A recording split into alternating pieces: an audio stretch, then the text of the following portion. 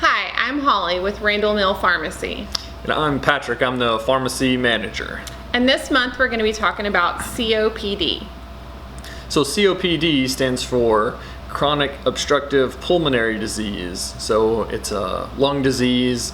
I think most people consider or associate that with smoking. It's a disease that, over time can cause you to cough a lot more, produce a lot of mucus, a lot of phlegm. And we'll get into a little more of the traits of COPD here shortly. Yes. COPD was the third leading cause of death in the United States in 2014. Almost 15.7 million Americans reported they have been diagnosed with COPD. So more than 50% of adults with low pulmonary function were not aware they even had COPD. So the actual number may be higher. COPD impacts the United States by usually costing the economy about $50 billion every year in lost wages and medical bills. Wow. In the past, COPD was often thought to be a man's disease, but things have changed in the past couple of decades. Since 2000, more women than men have died with COPD. There are several reasons why COPD may be affecting women differently than men. First off, women tend to be diagnosed later than men. Women also seem to be more vulnerable to the effects of tobacco and pollution and other harmful substances. Thirdly, tobacco, like we said, is often the main cause of COPD, and other exposures to home pollutants in the workplace, as well as genetic factors and respiratory infections, can also lead to COPD. Mm-hmm. So some symptoms that's commonly seen with COPD. Can you talk about some of those? Sure, yeah. So COPD is an airway issue, can lead to breathing problems. You see some inflammation, in your lungs. And so what you would typically see would be excessive coughing. A lot of times it's shortness of breath. Again, a person with COPD produces a lot of mucus or a lot of phlegm.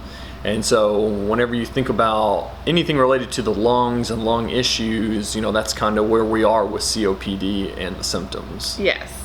Some of the complications of COPD most commonly is like your activity is limited. Like you have trouble walking, climbing stairs, sometimes being unable to walk at all. Mm-hmm. Needing special equipment like portable oxygen. That's right. Some more.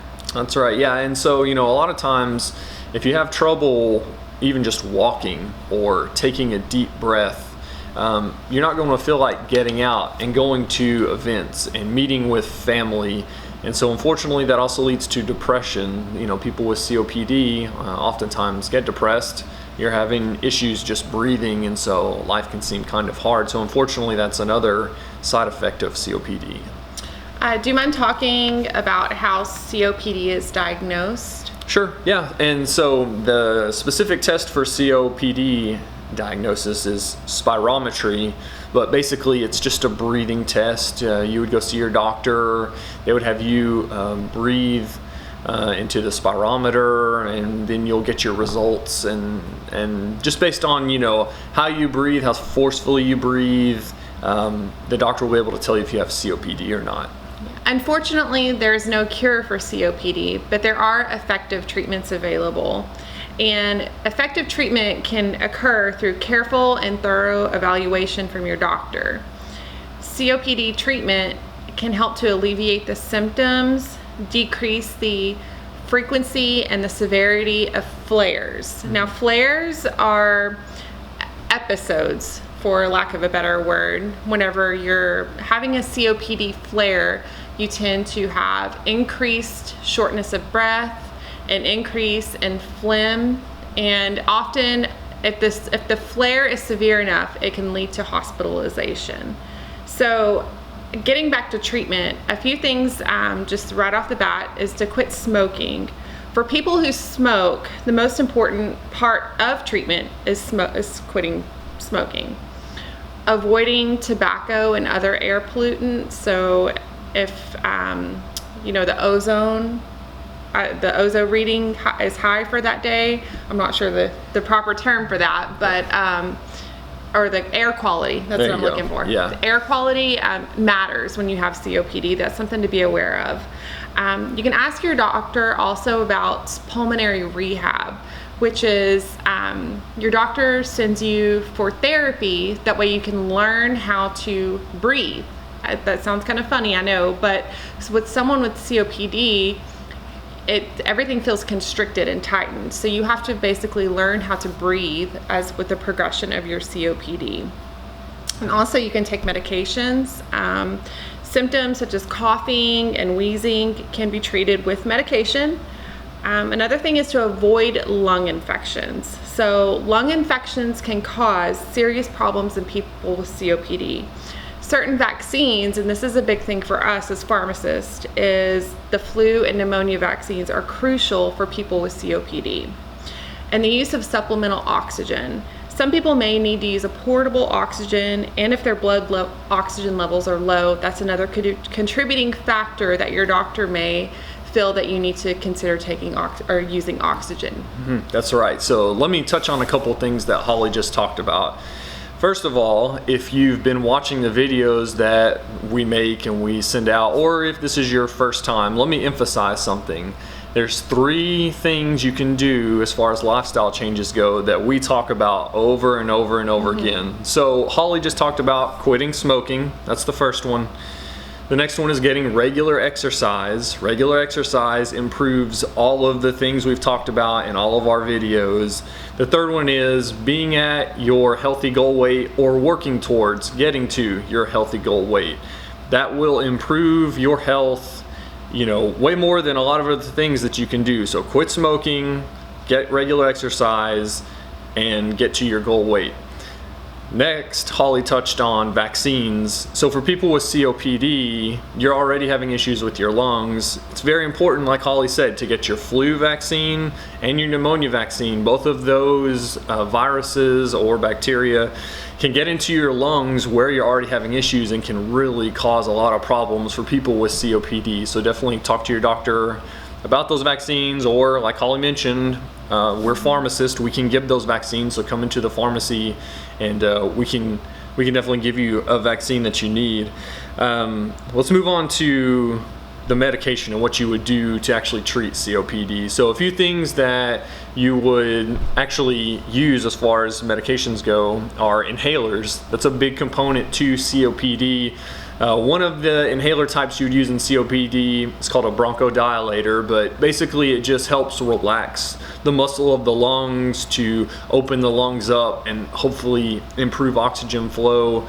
Some people may refer to this as like a rescue inhaler. That's a term I hear used a lot.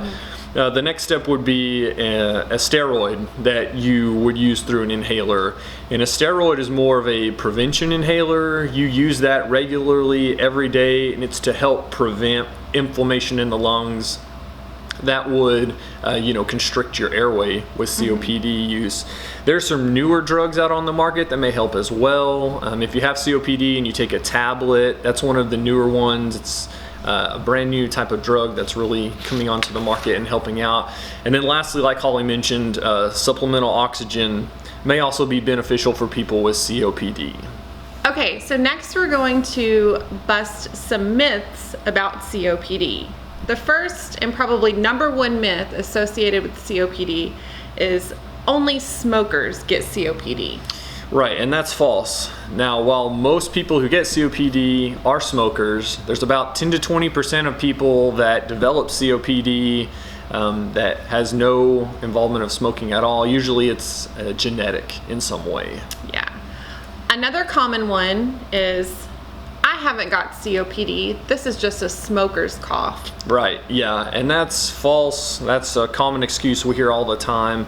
Again, if your body is coughing constantly, it's because there's an issue going on, and you probably have some inflammation in your lungs, and your body's trying to tell you, hey, I'm having trouble breathing. So a cough is not just something that you can just kind of throw away, don't worry about. It's definitely something to pay attention to. Right. And probably the biggest one that we hear I've smoked for more than 20 years. Stopping now won't make any difference. Right, and that is completely false. Let me just be very clear here.